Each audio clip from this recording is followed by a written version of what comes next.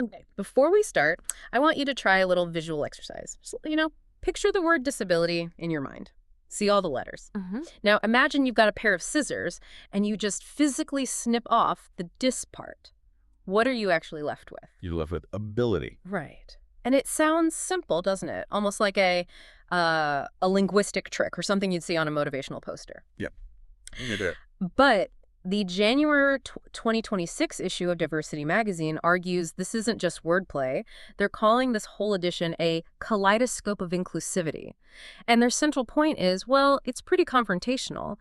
Why is our default setting always to focus on the deficit, the dis, instead of the capacity? It's a really fair challenge. And as you read through this, you realize pretty quickly, this is not, a medical journal or some kind of charity brochure. No. This is about a fundamental shift in the human operating system. It's about moving from seeing differences as errors to seeing them as variations. Yeah. Variations in data processing, all powered by AI, and a totally new way of thinking about parenting.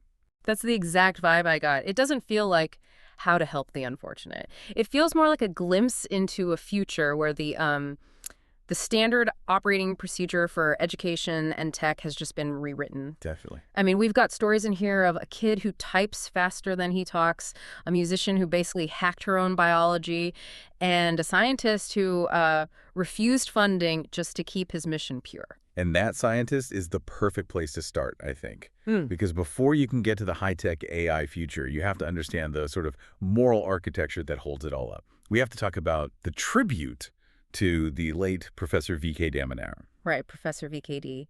He passed away in 2025, but his influence is obviously massive in this community. He was a renewable energy scientist, but his real passion project was this organization, Chakshamathi. Yes. And what really stood out to me was his stance on funding. He explicitly refused government grants, refused corporate social responsibility money. That's so unusual for an NGO. It is. Usually you take what you can get. Exactly. You're just trying to keep the lights on. So why? Why was he so rigid about that? He called it the NGO industry trap. His view was that money always comes with strings, usually bureaucratic ones. Okay. You end up spending your time writing reports for donors instead of solving problems for people. He wanted something he called social engineering of purity. Meaning, if you volunteer, you're there for the mission, not for the paycheck. Precisely. He believed that if you rely on grants, you just become a contractor for the government's agenda. But by relying on community volunteers, he kept total autonomy. And that autonomy, that freedom, let him push these really radical concepts like eyes-free science. Eyes-free science. It's a catchy phrase, but what does that actually mean in practice? Because science is so visual, right? You have charts, microscopes, observations. It is, traditionally. Yeah. But Damodaran believed that blindness shouldn't stop what he called a scientific temper.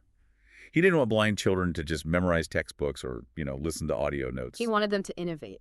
Exactly. He ran these summer camps where kids had to build things, experiment, and fail. He wanted to create makers, not beneficiaries. It's the difference between teaching someone to just recite a formula and teaching them how to actually derive it. Yes.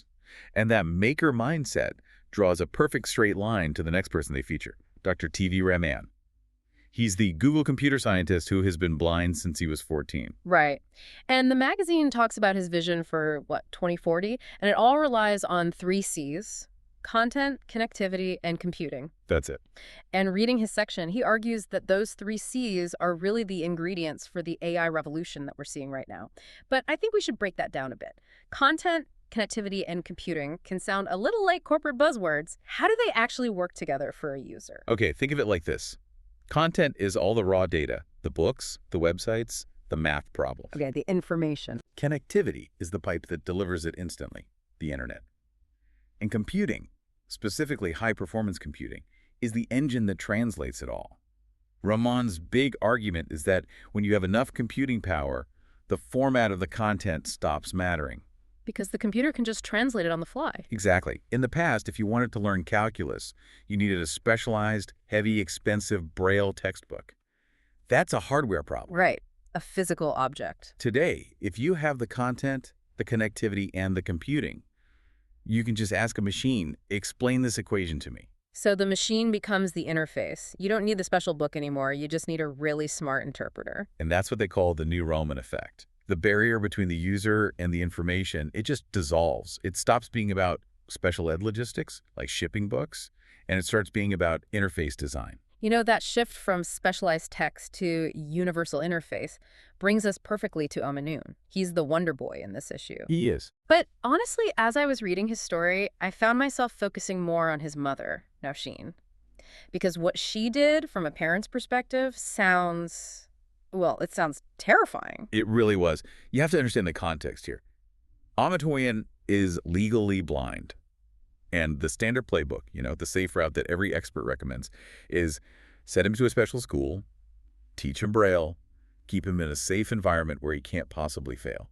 And Navsheen just threw that playbook out? Completely.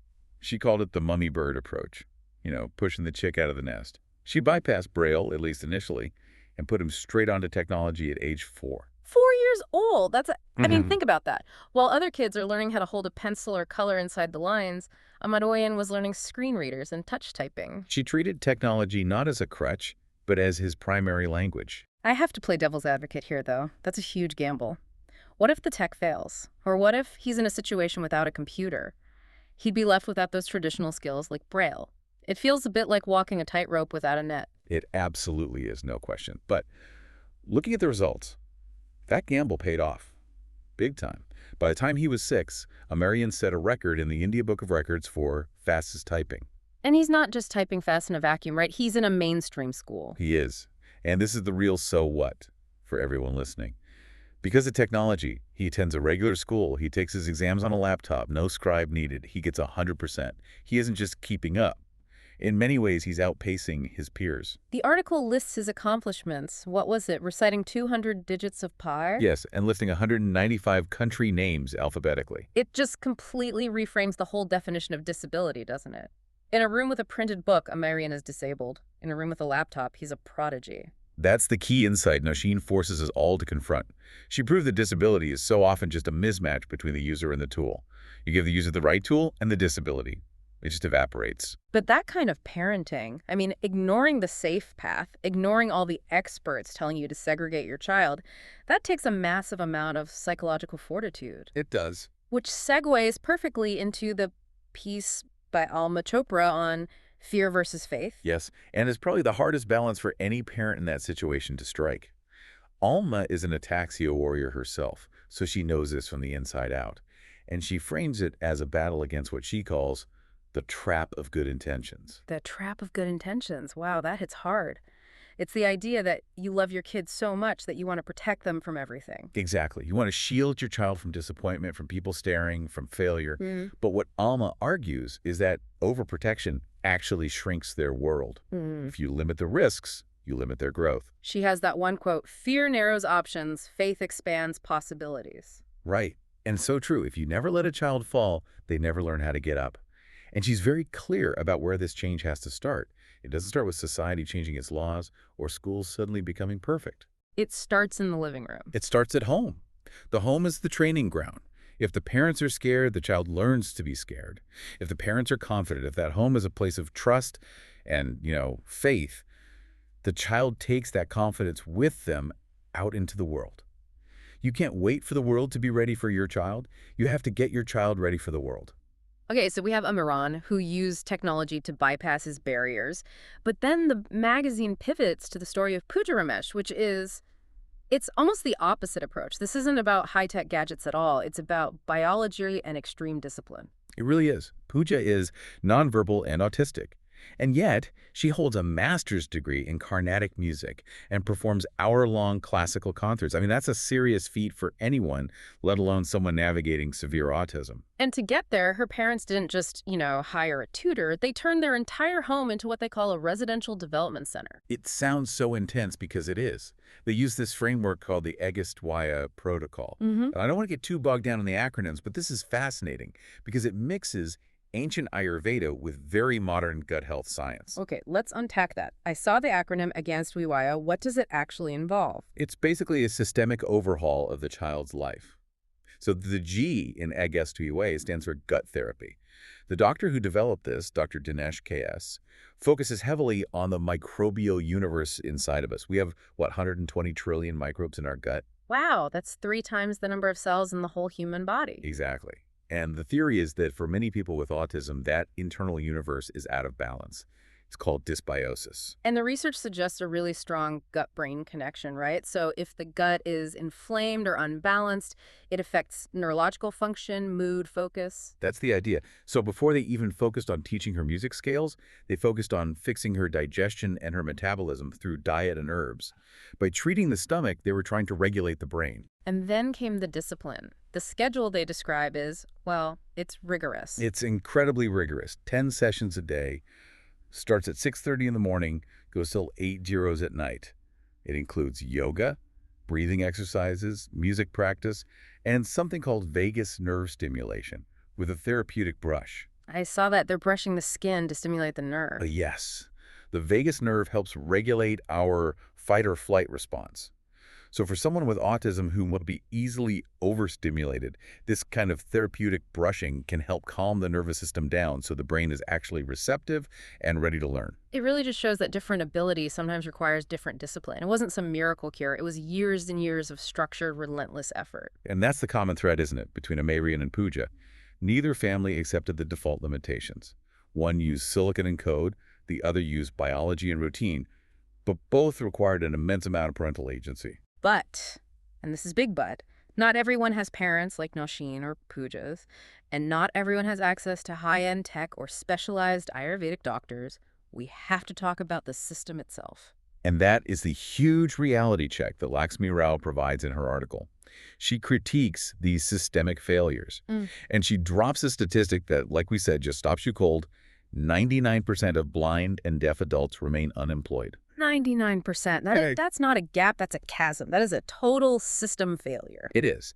And while it's easy to just blame discrimination in a general sense, she identifies a culprit that is shockingly specific. It's a piece of software. PageMaker. Yes, Adobe PageMaker. Wait, like 1999 PageMaker. I think I was listening to the Backstreet Boys when that software was relevant. That was discontinued decades ago. It was. But in India, a huge volume of textbooks, government papers, official documents, they're still designed on it because the publishing industry just never upgraded. And here's the technical problem. PageMaker often uses old true type fonts. Okay, explain this to me like I'm 5. Why does the type of font matter so much? To your eyes, a true type font in PageMaker just looks like a letter. But to a computer, it's just a picture, it's a graphic, a drawing of the letter A, not the actual digital code for the letter A. So when a Mawson screen reader looks at that PDF, it sees nothing. Or it sees complete garbage data. It's not Unicode compliant. Unicode is the international standard where every letter has a specific code that computers everywhere understand. So because these textbooks are still using that old drawing method, you have millions of students who are locked out of education simply because publishers haven't updated their software since 1999. That is just maddening. It is such a small technical thing with such massive, massive consequences. It forces them to rely on Braille, which is slower to produce, harder to distribute. It creates a digital apartheid. You have students who could use a computer to learn. We know the tech exists, but their textbooks are digitally locked. But the article does offer a solution. We've talked about the problem. Let's talk about the fix. The fix is part legal, part technical. Legally, we now have the Marrakesh Treaty. This is a huge win back in 2012. It basically says that copyright laws don't apply if you're converting a book into an accessible format for the visually impaired. So you don't need the publisher's permission to make an audio version or a digital version. Exactly. And that legal framework is what allows libraries like Bookshare to exist. They have over 1 million titles now in accessible formats, DAISY, EPUB, MP3. They're fixing that content problem we talked about earlier. And there's one more little tech detail in there that I just loved. It's a hardware hack that perfectly illustrates that maker mindset we start with. The car stereos. The car stereos. Why car stereos? Well, think about it. What is an Android car stereo? It's a cheap, mass-produced computer with a screen. It has loudspeakers, and it runs the Android operating system. So you take a generic car radio. And you install a screen reader and a book app on it, and all of a sudden you have a high-tech accessibility device for a fraction of the cost of some specialized blindness product. That is the absolute definition of frugal innovation. You're not waiting for a medical company to build you a $5,000 device. You're going to the auto parts store. It really sums up this whole deep dive, doesn't it? You've got high-end AI, ancient Ayurvedic wisdom, and repurposed car stereos all pulling in the same direction. Towards access. Towards access. It really captures the tension of this whole thing. On one side, We have AI that can summarize the entire web and teach you calculus. We have parents hacking biology and curriculum. And on the other side, we have textbooks literally trapped in 1999 software. It's a collision of the past and the future happening right now. And that's the thought I really want to leave our listener with. We spend endless hours debating special education policies and funding, but if we actually fix the source code of our system, literally by moving to Unicode, and figuratively by adopting these mummy bird or Agastio mindsets, would we even need special education? That is the ultimate question. If the system is truly compatible with everyone from the start, the special label becomes completely redundant. It's just Education, a future worth coding for. That's it for this deep dive into the January 2026 issue of Diversity Magazine. Thanks for listening. Thank you. Download India's first free parental magazine for the children with different abilities from https://differentlyabledee.in now. Remember, it is easy to build stronger children than rehab youths. Download now from https://differentlyabledee.in.